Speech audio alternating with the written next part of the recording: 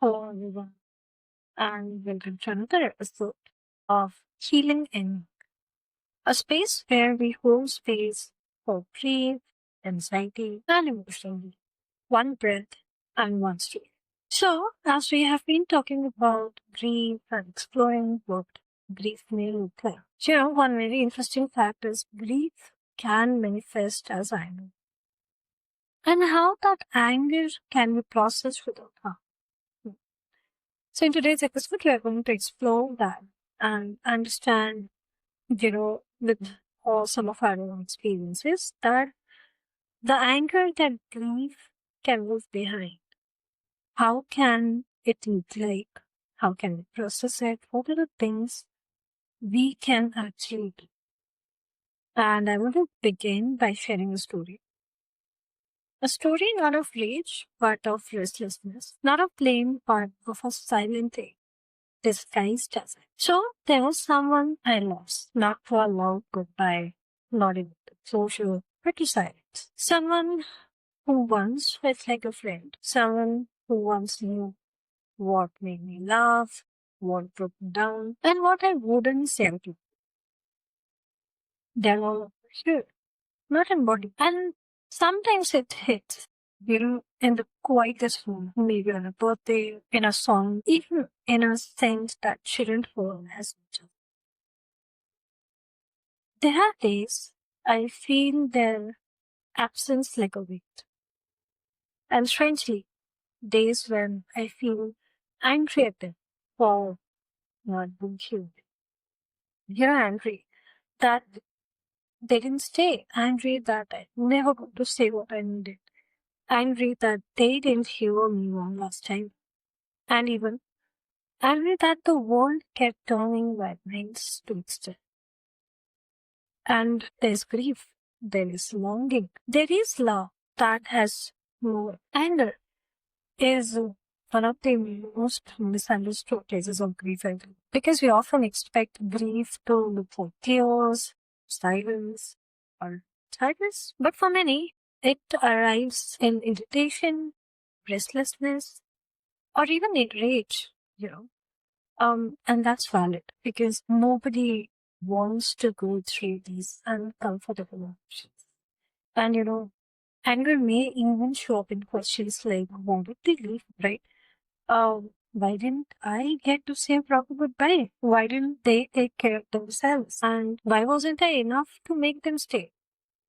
So these questions may never get answered, but they are a part of this conversation and they deserve to be heard, not silenced. So for us to process, the anger without any harm, first we need to understand anger isn't the enemy, okay? It's just a signal.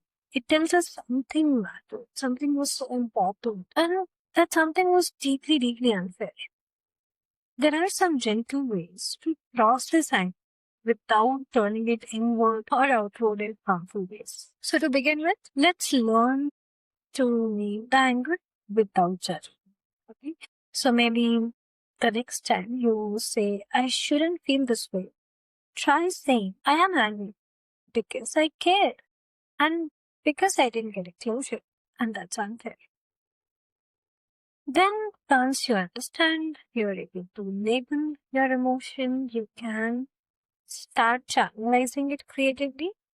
So, one of my most favorite ways have been writing letters. Write an unsent letter to a person. Tell them how you feel about them. What were your most cherished memories with them? And even the moments that you felt angry that they were not there. What were the things you wanted to share with them? Put everything, put your heart out in there. And maybe you can do some painting, some other forms, depends. Okay. Then, we all crave human connections and secure. So maybe find someone who wouldn't minimize your grief, who would maybe sit with your anger. I know not everyone understands that grief can look like this, but find people who do. Or maybe create that space for yourself through journaling or therapy, finding an expert help, so that you can make peace with this. And tell yourself that this doesn't make me bad. This only makes me weak. Anger and grief is normal. Let me tell you. Okay. It's just a proof of your depth, your love, your need for fairness in a world that unfortunately often doesn't feel. And sometimes, I still feel them. I still feel in moments I didn't expect, in things, in spaces, or they used to fall. And that makes me angry. Yes, it does make me angry. But I don't try to silence it. I let it sit beside the sorrow. Let it burn gently, not to destroy, but to teach. You know why? Because we can miss someone and still be mad at them. We can ache for them and still feel abandoned. We can grieve. And in all its complexity, still find healing.